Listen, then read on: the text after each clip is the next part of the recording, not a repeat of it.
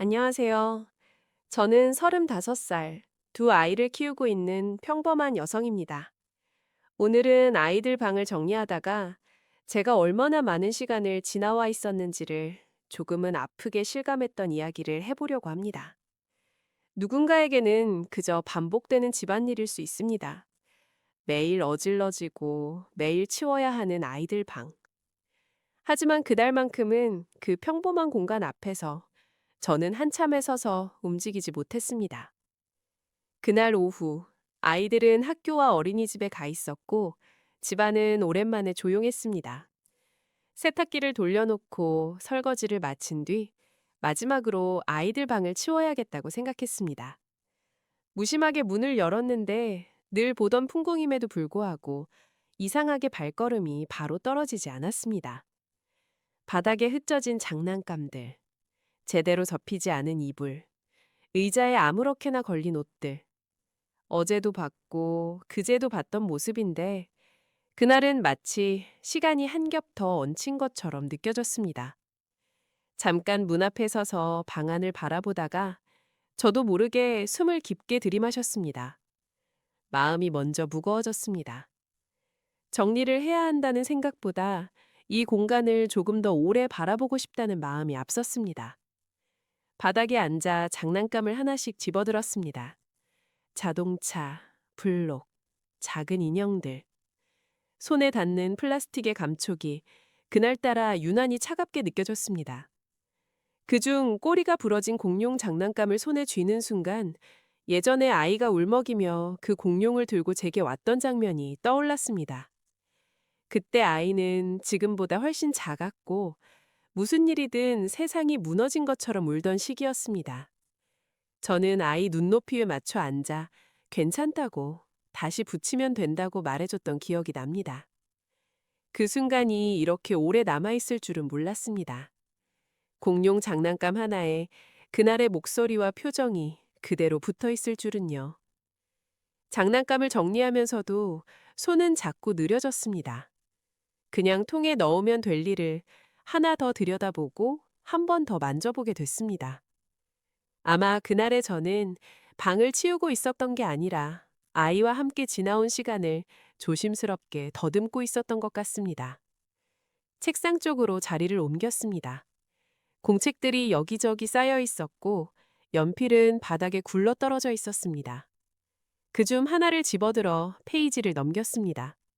낙서로 가득 찬 종이, 의미 없는 선과 동그라미들, 색연필이 번진 흔적들. 그 그림들 사이로 처음 그림을 그려와 제게 내밀던 아이 얼굴이 떠올랐습니다. 엄마, 이거야. 그 말 한마디에 괜히 가슴이 꽉 차오르던 순간 말입니다. 그때는 이게 얼마나 귀한 시간인지 잘 몰랐던 것 같습니다. 그저 귀엽다고 웃고 넘겼습니다.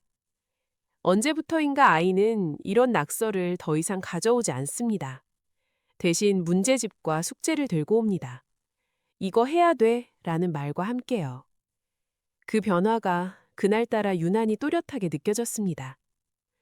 옷장 아래칸을 열었을 때는 한동안 아무 말도 하지 못하고 바닥에 그대로 앉아 있었습니다. 이미 작아져서 더는 입을 수 없는 옷들이 정리되지 않은 채 쌓여 있었습니다. 소매를 2번 접어 입혔던 옷, 무릎이 닳도록 입었던 바지, 처음 어린이집에 보내던 날 입혔던 옷, 그 옷 하나하나에 그날의 아침이 붙어 있었습니다. 서툰 손으로 단추를 채워주던 제 모습도, 괜히 불안해서 아이 얼굴을 몇 번이나 들여다보던 기억도 함께 말입니다. 아이만 잘한 줄 알았는데 그 옆에서 저는 아무 말 없이 시간을 건너오고 있었습니다. 큰 아이 방으로 자리를 옮기자 분위기는 확연히 달라졌습니다. 장난감은 거의 보이지 않았고 책과 노트가 방을 채우고 있었습니다. 벽에는 시간표와 시험 일정이 붙어 있었습니다. 그걸 바라보는 순간, 아, 이 아이는 정말로 조금씩 제 손을 벗어나고 있구나 하는 생각이 들었습니다. 서랍을 정리하다가 작은 종이 한 장을 발견했습니다. 삐뚤빼뚤한 글씨로 적힌 엄마 고마워요. 그 짧은 문장을 읽고 저는 괜히 숨을 한번 고르게 되었습니다. 기특함과 서글픔이 한꺼번에 밀려왔기 때문입니다. 해가 기울 무렵 정리는 끝났습니다. 방은 눈에 띄게 깔끔해졌지만 제 마음은 오히려 더 어질러진 느낌이었습니다.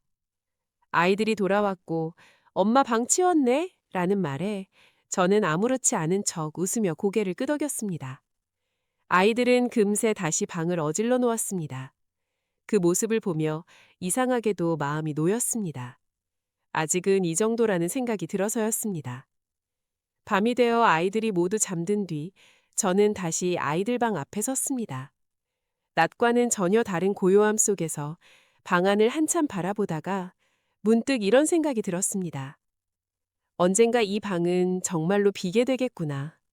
장난감도 낙서도 어질러진 흔적도 없이 말끔해질 날이 오겠구나. 그날이 오면 오늘의 이 어지러움이 가장 그리운 풍경이 될 것 같았습니다. 그래서 그날은 일부러 방을 완벽하게 치우지 않았습니다. 블록 몇 개를 남겨두고 책상 위 낙서도 그대로 두었습니다. 그게 제가 지금 이 시간을 붙잡을 수 있는 아주 서툰 방법이었습니다.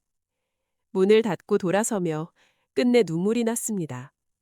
소리내 울지는 않았지만 숨이 잠시 막히고 눈가가 뜨거워졌습니다. 아이들 때문이라기보다는 그 아이들과 함께 흘려보낸 제 시간들이 한꺼번에 밀려왔기 때문입니다. 아이들 방을 치우다 느낀 세월은 아프지만 분명한 사랑의 증거였습니다. 그래서 저는 오늘의 이 눈물을 후회 대신 기억으로 남기려 합니다. 언젠가 이 방이 비게 되더라도 오늘 이 장면만큼은 오래도록 잊지 않기 위해서입니다. 여기까지 들어주셔서 감사합니다.